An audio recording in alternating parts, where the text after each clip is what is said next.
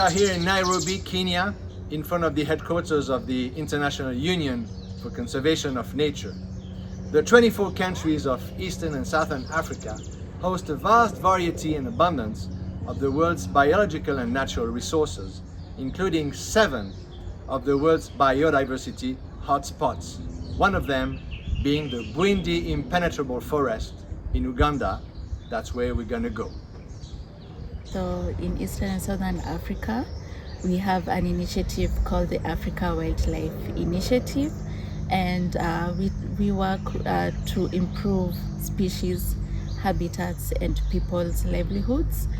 So we target working with civil society organizations, not only to strengthen their capacity, but also to help support protection of threatened species, large mammals, carnivores, birds of prey, smaller species, and also large herbivores. And we take different approaches through this.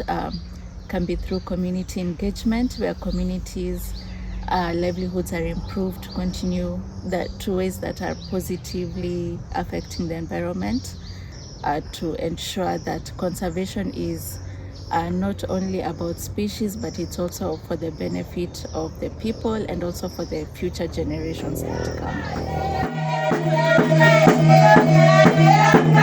The conservation of mountain gorillas is a key species in Uganda, and because of the being widely endangered globally, and in Uganda we have the highest number of mountain gorillas, amounting to about 1,600. And we are specifically working with the local communities to diversify their livelihoods. One, you find that the communities within the area, the Batwa, which is an indigenous community within the Bwindi impenetrable forest, was previously staying inside the park, but they were displaced from the park to move and stay outside the park, mainly because there was a need to conserve the mountain gorillas. However, their displacement meant that their livelihoods had been disrupted. And now with the program that we are getting support from you, we are using this funding to support the communities to diversify their livelihoods. And one of the target community groups is the Batwa. And the Batwa is a community that heavily depends on nature and the forested landscape. And what we are engaging with them is to ensure that they are able to maintain their livelihoods, but without entering inside the park. And through this, we are supporting them in regards to growing mushrooms. Mushrooms is a key species of the Batwa. One, it helps them in regards to addressing the medicinal needs, the herbal needs. To go to the Bwindi impenetrable forest, take a very bumpy road for 2 hours at dawn.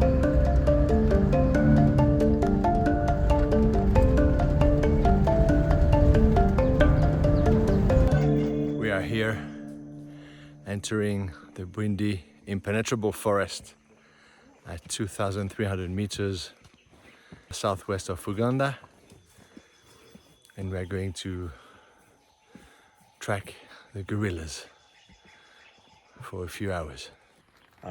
Wild animals have a strong sense of detecting human activities. Even if you're not talking, they can sense by smelling your breath. So even if you're not talking, the elephant is already aware that you're coming. And that's why mostly we don't see them, because in case it detects you, it just keeps quiet behind the bush and you go. You have to be patient. And sometimes, because here we have 8 groups that are habituated and 2 that are still under habituation.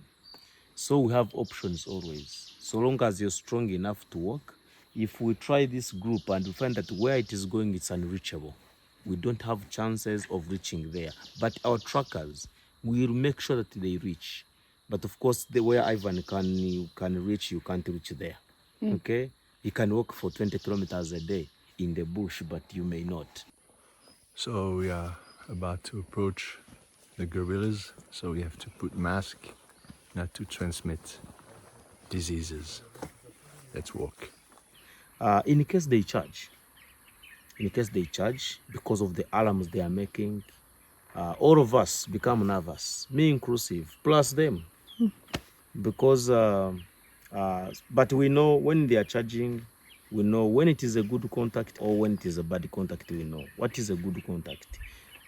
Good contact is when they are charging among themselves, not charging us. We call it a good contact because they are not against us. Then the bad contact is when they are charging towards us. We also tell, we also know. So what we advise when it is a bad contact, we advise you to stand still, remain in one position.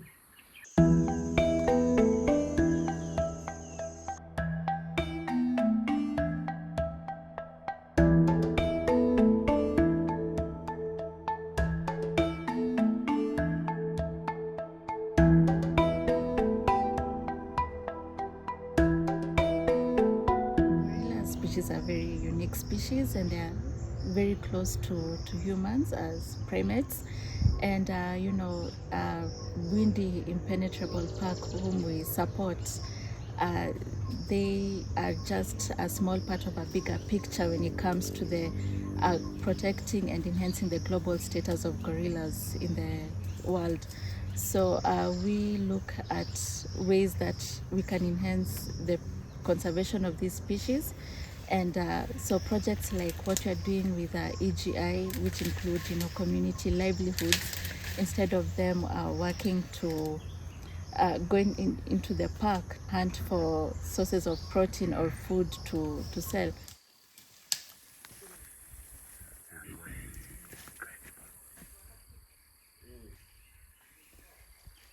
The challenge with the legal entry into the park is that some of not the gorillas more of relate with humans, and the disease can easily spread. So if a community person enters into the park, the chance of spreading the disease to the mountain gorilla is extremely high, and vice versa. The community interacting with the mountain gorilla can easily contract the disease and bring it to the population.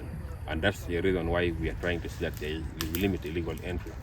But also, other people take advantage, and not necessarily they're targeting to kill the mountain gorilla, but then they're targeting to kill the antelopes within this ecosystem.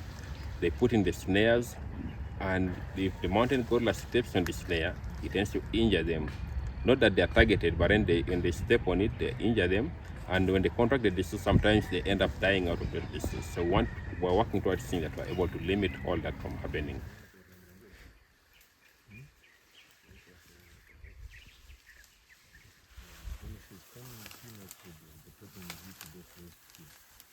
Mountain gorillas in Burundi, we have the ones that are habituated, that live within the families. Of course, a mountain gorilla is more or less like a human in the way it lives. They live in families, they build nests, they produce and raise their young ones. So they stay in the families, especially those that have been habituated. They keep on moving from one nest that they build day to day to the next one. It's mainly in their nature, and they need quite a lot of bigger space to be able to do that. And the habitat destruction is a big threat to their way of life and their conservation.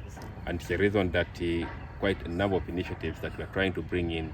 And habitat degradation is mainly driven by the local community staying within the park, because of the need that they need. The communities tend to legally enter, they cut down the habitat that limits the space that the mountain gorilla will be able to stay in. We are working with different authorities to ensure that we are able to address the habitat degradation with the support that we are getting in from IUCN several species.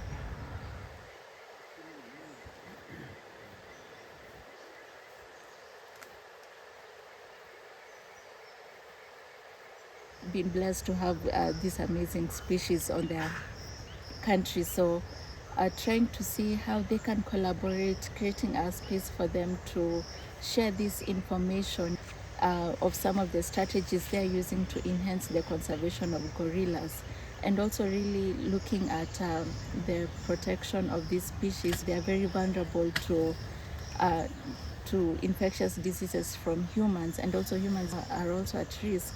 So looking a lot at zoonotic diseases, which impact not only gorillas but other species. So creating more time to have these dialogues and strategies on how we can reduce the spread of this disease that really impact such a very small and vulnerable population group of species. And we also, we are looking at doing more funding, ensure that rangers are well equipped. Rangers are the first line of defense when it comes to conserving our protected areas. So we want to see more rangers that are well equipped, well trained, supporting in their patrols with equipment through technology, ensuring their well-being, because not only are they protecting these species from dangers of illegal activities, but they are also at risk being around these species. They're really beautiful creatures and really amazing, with human-like resemblance. So anything we can do and getting ideas and information how we can support them is definitely something that we look towards. Yeah.